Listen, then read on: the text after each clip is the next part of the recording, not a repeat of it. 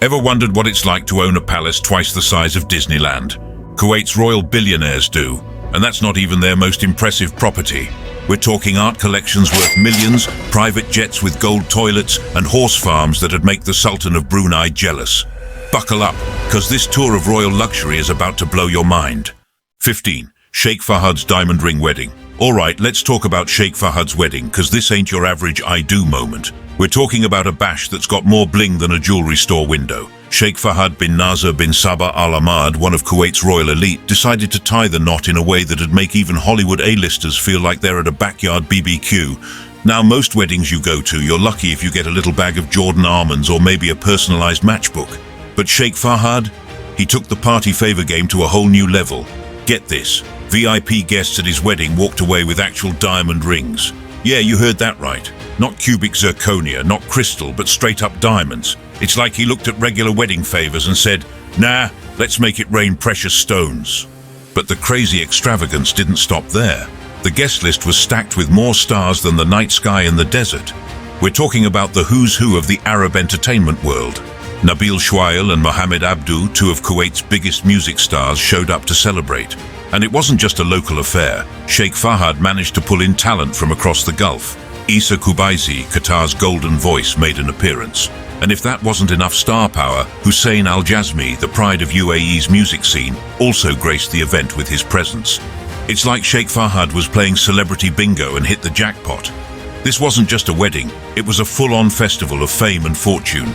You can bet the performances were off the charts. Imagine having some of the biggest names in Arab music serenading you on your big day. That's the kind of thing money can't buy. Oh wait, if you're Sheikh Fahad, it totally can. This wedding wasn't just about two people getting hitched. It was a statement. A big, shiny, diamond-encrusted statement that screamed, "This is how Kuwait's royal family rolls." It set the bar so high, other rich folks' weddings probably looked like casual Friday meetups in comparison. But here's the thing. This over-the-top celebration isn't just about showing off. It's a glimpse into a world most of us can only imagine. A world where diamond rings are party favors and chart-topping artists are just your average wedding band. It's the kind of excess that makes you wonder, how did they get here? 14. From desert nomads to oil tycoons. You thought that wedding was wild? Well, get ready, because we're about to take a ride back in time. Ever wonder how a bunch of desert nomads turned into oil tycoons with more cash than Elon Musk and Bill Gates combined? It all started in 1930 with a discovery that changed everything.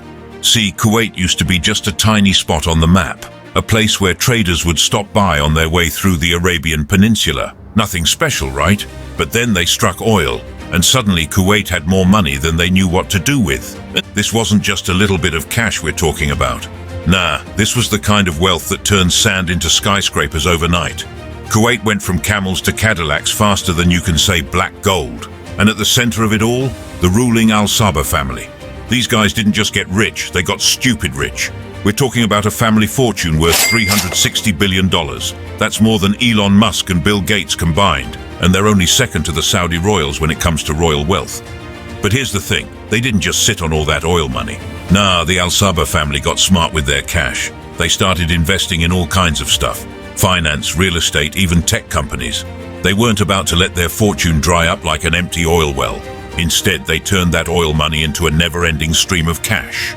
But don't think it was all smooth sailing. Kuwait's had its share of ups and downs. They've dealt with wars, market crashes, and all kinds of drama. But through it all, the royal family kept their eyes on the prize. They kept investing, kept growing, and kept turning their country into a modern paradise. Now, Kuwait's skyline looks like something out of a sci-fi movie. They've got skyscrapers that'd make New York City jealous, luxury hotels that'll blow your mind, and shopping malls that are basically small cities. And it's all thanks to that sweet, sweet oil money. But here's the real kicker. The al-Sabah family isn't just sitting pretty on their piles of cash. Nah, they're always looking for the next big thing. They're investing in tech startups, green energy, you name it. They're playing the long game, making sure their family and their country stays on top for generations to come. 13. Bayan Palace, bigger than Disneyland. Alright, get this, the al-Sabah family ain't just living large, they're living extra large. We're talking about a palace that makes Disneyland look like a kiddie playground.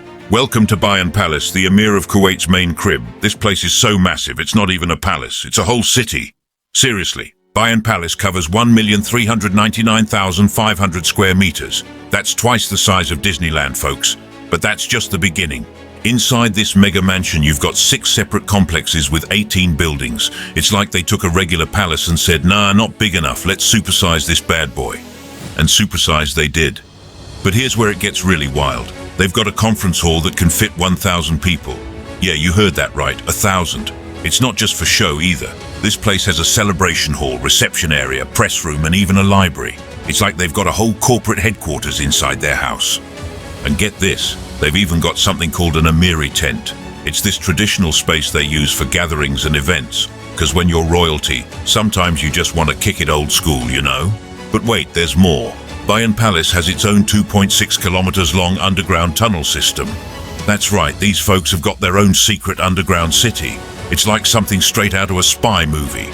Now you might be thinking, okay, it's big, but is it fancy? Oh, trust me, it's fancy. The whole place is a mix of Islamic art and modern architecture.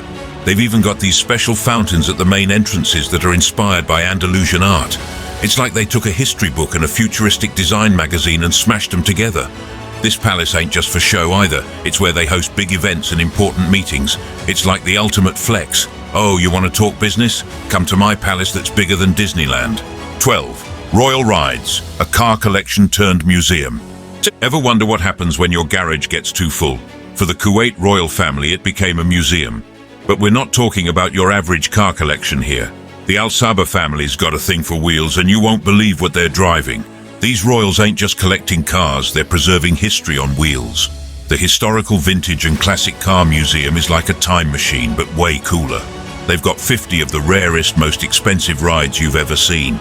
We're talking old-school Minervas, Daimlers and Cadillacs that'll make your grandpa's vintage car look like a toy. But here's the kicker. They've got limos that used to belong to other royal families. Yeah, you heard that right. These cars have probably seen more drama than your favorite reality show. And get this, the al-Sabah family still uses these cars for special occasions. Imagine rolling up to a wedding in a car that's older than your great-grandma but looks fresher than anything on the road today. Oh, and if you thought that was wild, wait till you hear about Sheikh Mubarak's personal train car from 1929. Yeah, a whole train car. It's like something straight out of the Orient Express, but with way more bling. This thing's probably got more gold in it than Fort Knox. But here's the thing. This collection ain't just about showing off. It's about the family's love for luxury transportation through history.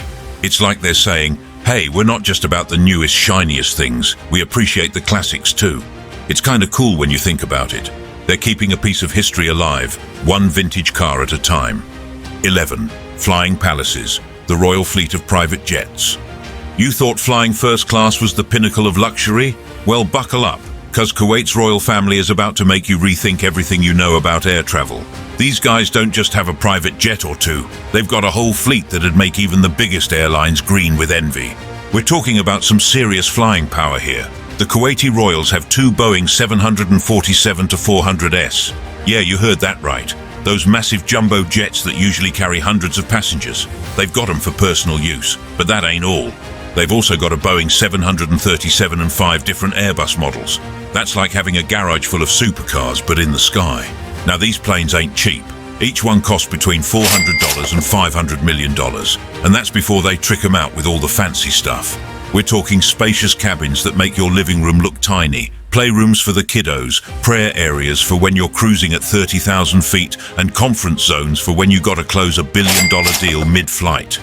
But here's where it gets really wild. These planes are basically palaces with wings. They're designed to give you every comfort you can imagine at 10,000 meters up. It's like they took a luxury hotel, shrunk it down, and strapped some engines to it. And get this, even Donald Trump's jealous of these flying mansions. He once said that Emir Sabah al-Ahmad al-Jaber al-Sabah's plane is bigger than his own Boeing 757. When you've got the guy who puts his name on skyscrapers admitting your ride is more impressive, you know you're doing something right. But it ain't just about size. These planes are decked out with stuff you wouldn't even think to put in a house, let alone an aircraft. We're talking gold-plated everything, showers that are probably nicer than the one you've got at home, and bedrooms that'd make a 5-star hotel look like a budget motel. And don't even get me started on the in-flight entertainment. These planes probably have better Wi-Fi than your office and screens bigger than your TV. Plus, with all that space, they could probably fit a whole movie theater in there if they wanted to. But here's the thing, for the Kuwaiti royals this is just Tuesday. These flying palaces are how they get around, whether they're jetting off to important meetings or just taking a family vacay.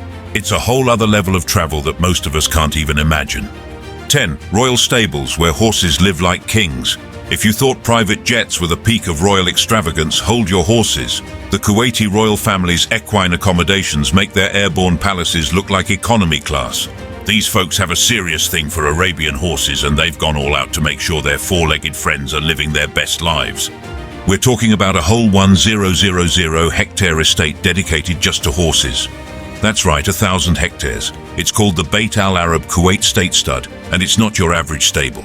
This place is like a 5-star resort for horses, complete with amenities that'll make you wonder if you should have been born a horse in Kuwait.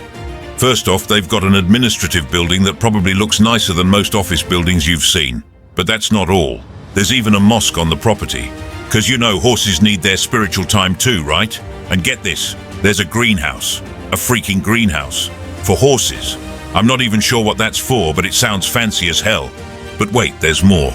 These lucky horses have access to a state-of-the-art vet center. We're talking about medical care that's probably better than what most humans get. If a horse so much as sneezes, you can bet there's a team of top-notch vets ready to swoop in and make sure everything's okay. And for those special horsey occasions, there's an event arena. Imagine horse birthday parties or equine fashion shows. Okay, I'm not saying that's what they use it for, but with this level of luxury, would you really be surprised? The whole setup is so over the top it's hard to wrap your head around. These horses are living a life most humans can only dream of. They've got space, they've got care, they've got facilities that'd make most athletes jealous. It's like the royal family looked at regular horse stables and said, nah, not good enough. Let's make it 1,000 times better. But here's the kicker. This isn't even the craziest thing about the Kuwaiti royal family's possessions. As mind-blowing as this horse paradise is, it's just the tip of the iceberg when it comes to their wealth. 9. Art fit for kings, the Al-Saba collection. You thought horses were the Al-Saba family's most prized possession? Think again. These royals got a collection that'd make museum curators drool. We're talking about the Al-Saba collection, and it ain't just a few fancy paintings hanging on the wall. This collection's got over 30,000 works of art. Yeah, you heard that right, 30,000. But it ain't just about quantity. These pieces are old, like really old. We're talking stuff from the 1st to the 13th century. That's over 1,000 years of history sitting in their homes. And the variety? It's wild. They've got everything from Jahangir's family tree to a bronze Buddha. There's even a jade cup with rubies. Imagine sipping your morning coffee out of that. But here's where it gets really crazy. Princess Marjam Al-Saba once dropped $20 million on a necklace. Not a house, not a yacht, a necklace. This thing's got diamonds and sapphires, and it probably weighs more than your cat. And if you think that's wild, wait till you hear about Sheikh Paula Al-Saba's house. This place ain't just a home, it's basically an art gallery. You walk in and bam, art everywhere. It's like living in a museum, but you can touch stuff, though you probably shouldn't. Now you might be thinking, why's a royal family got so much old stuff? Well, it ain't just about showing off. This collection shows the family's love for culture and history. They're not just collecting shiny things, they're preserving pieces of the past. But don't go thinking the Al-Sabas are all about dusty old artifacts. Nah, they know how to mix the old with the new. They've got modern art too, proving they're not stuck in the past. It's like they're building a bridge between ancient times and today, right in their living rooms. And get this, they don't just keep all this stuff to themselves. Parts of the collection have been shown in museums around the world. So yeah, they're sharing the wealth, kinda. 8. Palaces upon palaces, the royal real estate portfolio. You thought having one palace was impressive? Well, the Kuwait royal family's got enough homes to make a real estate agent's head spin. But it's not just about quantity. These places are seriously next level. Let's start with Safe Palace. This ain't your average government building. It's got these striking blue tiles that'll make your eyes pop and a clock tower that's probably visible from space. Okay, maybe not from space, but you get the idea. It's not just for show either. The royals use it as a place to crash and hold important meetings. Talk about working from home in style. But wait, there's more. Ever heard of the Palace of Light? Also known as Darnur Palace, this place belongs to Sheikh Paula Al-Saba. And let me tell you, it's a work of art, literally. The main hall is packed with multi-million-dollar pieces by big-shot artists like Jean-Marc Bustamante, Parviz Tanavoli, and Jamal Abdul Rahim. But the real kicker, the facade is covered in mushrooms. Yeah, you heard that right, mushrooms. I guess when you're royalty, you can make your house look like whatever you want. But the Al-Sabahs don't just limit themselves to Kuwait. Nah, they've got a sweet summer pad in Morocco too. This place is worth a cool $3 million and offers views that'll make your jaw drop. We're talking Atlas Mountains and olive groves as far as the eye can see. The house itself is no slouch either. It covers 17,000 square meters. That's like 3 football fields put together. And get this, they decorated it all themselves. No fancy interior designers needed when you've got that royal taste. The Marrakesh home isn't just big, it's filled with precious furniture the families picked up on their travels. The whole place has this earthy vibe that probably makes you feel like you're in some luxurious desert oasis. And with those mountain views, you might never want to leave. 7. Royal Philanthropy. Giving back in style. So you thought these royals were just chilling in their palaces, counting their money? Think again. These guys are out here changing lives and winning awards for it. Back in 2014, Kuwait's leader snagged the UN Humanitarian Award, and it wasn't just for show. We're talking about some serious charity work that's making a real difference. These royals ain't playing around when it comes to helping people in need. They've opened their doors to millions of refugees, giving them a safe place to call home. But that's not all. Every single month they're out there helping millions of people in Syria. We're talking food, clean water and medical care. The stuff that keeps people alive and healthy. And get this, their generosity doesn't stop at the Middle East. Nah, these guys are spreading the love all the way to places like Chad, Ethiopia and Sudan. They're not just throwing money at problems, they're actively working to make life better for people who really need it. But here's where it gets really interesting. The Kuwait royal family isn't just about handing out aid, they're thinking long-term too. They set up this thing called the Kuwait Foundation for the Advancement of Sciences. It's not your average charity. This non-profit is all about boosting science, tech and innovation in Kuwait. They're not just helping people today, they're setting up their country for a brighter tomorrow. Now you might be thinking, sure, they're rich so they can afford to be generous. But here's the thing, lots of rich folks don't do half as much. These royals are using their crazy wealth to make a real impact. They're not just writing checks, they're getting involved and making sure their help reaches the people who need it most. It's like they've taken their whole royal thing and flipped it on its head. Instead of just living it up in luxury, they're using their power and money to lift others up. They're proving that being royal isn't just about having a fancy title. It's about using your position to do some good in the world. 6. Shopping sprees fit for royalty. Alright, let's talk about how Kuwait's royals shop. You might think you've gone hard at the mall before, but these folks, they're on a whole other level. When Kuwait's royal family hits the stores, they ain't messing around. We're talking about spending that'd make most millionaires look like they're pinching pennies. Remember that crazy expensive necklace we mentioned earlier? That was just one shopping trip for these folks. But it ain't just about bling. Sheikh Paula Al-Sabah. She's got an art collection that'd make museum curators jealous. We're talking pieces from big names like Jean-Marc Bustamante, Parviz Tanavoli, and Jamal Abdul Rahim. And trust me, each of those pieces is worth more than most people's houses. But the royals don't stop at art. They're known to drop serious cash on rare cars and horses too. It's like they're playing real-life Monopoly, but instead of little plastic houses, they're buying actual mansions and stables full of prize-winning stallions. And get this, they once bought 3 Gulfstream V planes for $120 million. But here's the kicker, those weren't even for them. They were just for government officials. That's right, they spent more on other people's rides than most of us will make in our entire lives. But it ain't all about flexing. For Kuwait's royals, shopping is like collecting treasures. They're not just buying stuff to show off. They're picking up pieces of history, art, and culture. It's like they're building their own private museums and zoos, but way fancier. And you know what's wild? This is just their casual spending. Imagine what it's like when they really want to splurge. It's enough to make your head spin. But here's the thing. All this luxury comes at a price. I mean, sure, they've got more money than they know what to do with, but managing that kind of wealth, it's got to be a full-time job. And that's not even considering all the responsibilities that come with being royal. 5. Kuwait Investment Authority. Managing royal billions. Alright, so you think managing your bank account is tough? Try handling $800 billion. That's what the Kuwait Investment Authority does every day, and trust me, it's way more intense than balancing your checkbook. The KIA ain't your average investment firm. These guys are playing in the big leagues, managing a whopping $803 billion in assets. That's more cash than some entire country's GDPs. We're talking serious money here, but here's the kicker. The KIA's been around longer than any other sovereign wealth fund in the Middle East. They've had time to perfect their game, and boy have they.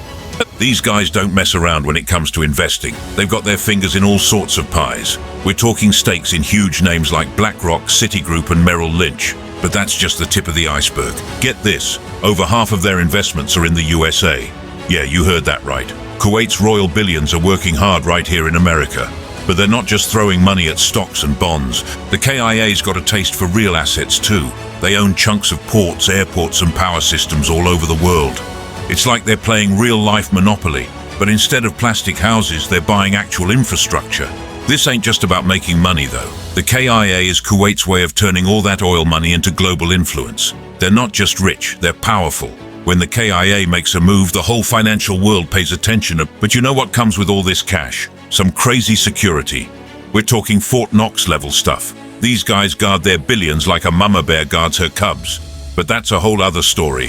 4. Royal security, protecting the billion-dollar family. Yo, you thought your Ring doorbell was fancy. Kuwait's royal family laughs at your little camera. These guys take security to a whole new level. We're talking about protecting billions of dollars and some of the most powerful people in the world.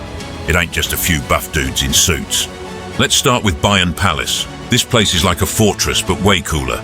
They've got this crazy underground tunnel system that's 2.6 kilometers long. That's longer than most people's daily commute. These tunnels connect all the buildings in the palace complex. So if there's trouble, the royals can bounce from one spot to another without anyone seeing them. It's like some James Bond stuff for real. But that's just the start. The whole palace is decked out with state-of-the-art surveillance systems. We're talking cameras that can spot a fly from a mile away, motion sensors that can tell the difference between a cat and an intruder, and probably some tech that's so secret we don't even know about it. It's like the whole place has eyes. And you know those fancy cars and planes the royals roll in? Yeah, they're not just for show. These rides are tricked out with some serious security features. We're talking bulletproof glass, reinforced frames, and probably some Bond-style gadgets too. These cars could probably survive a small war. Even their horse farms are locked down tight. You'd think it'd just be some horses chilling in fields, right? Nah, these places have security that'd make Fort Knox jealous. They've got guards, cameras, and probably some high-tech stuff to keep those million-dollar horses safe.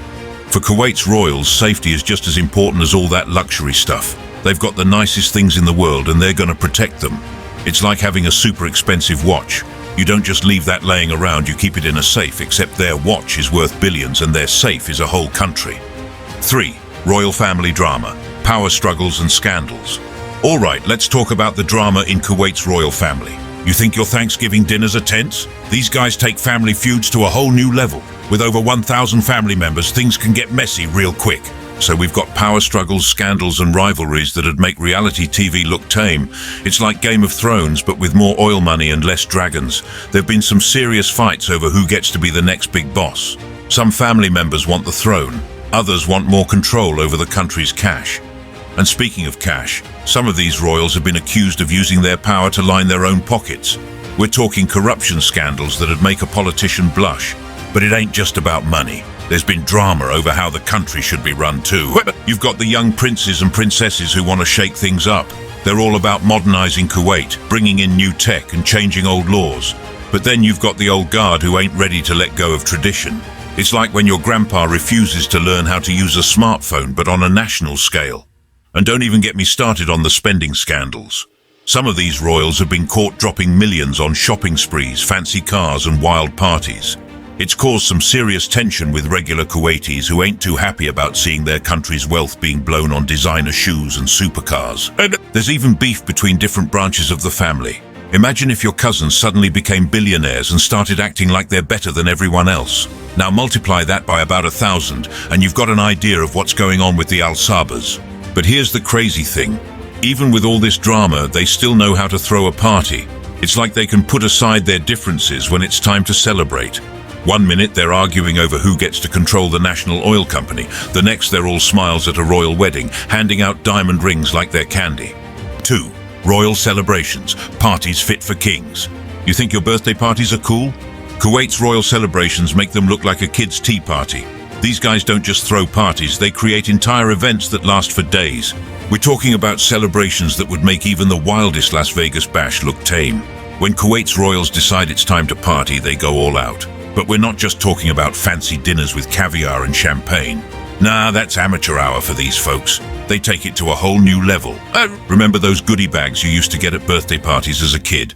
Well, at some Kuwaiti royal weddings, guests have walked away with actual diamond rings as party favors. Yeah, you heard that right. Diamond rings. As party favors, it's like they're handing out bling like it's candy.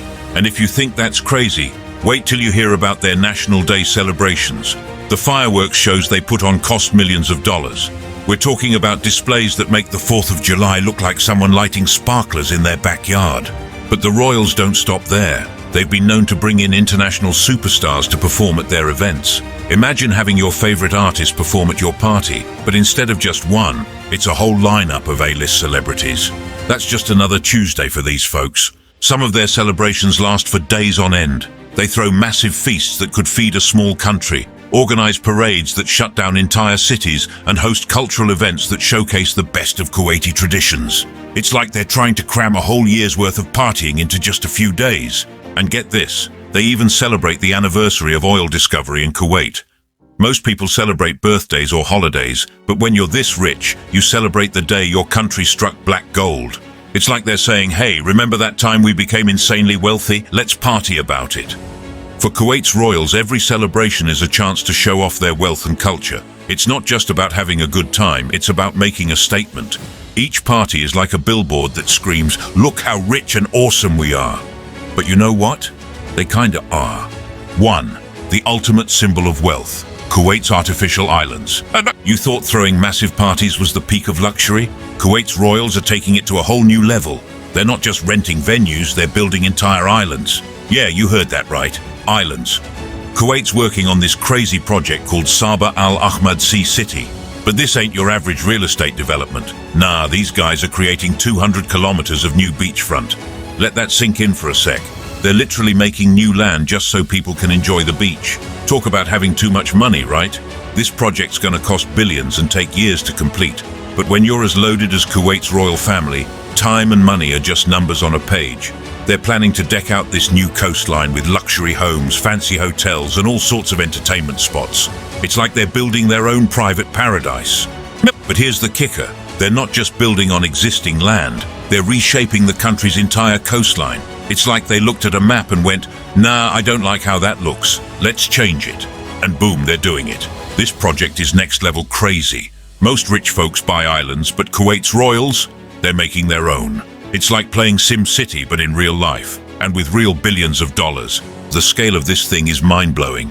We're talking about creating enough new beachfront to stretch from New York to Philadelphia. That's a lot of sand, sun, and luxury real estate. And you know every inch of it's going to be prime property. But it's not just about having a nice place to sunbathe. This project's going to change the whole vibe of Kuwait. It's like they're saying, we're not just an oil country anymore. We're a luxury destination. They're building an entire city from scratch, complete with marinas, shopping centers, and probably some stuff we can't even imagine yet.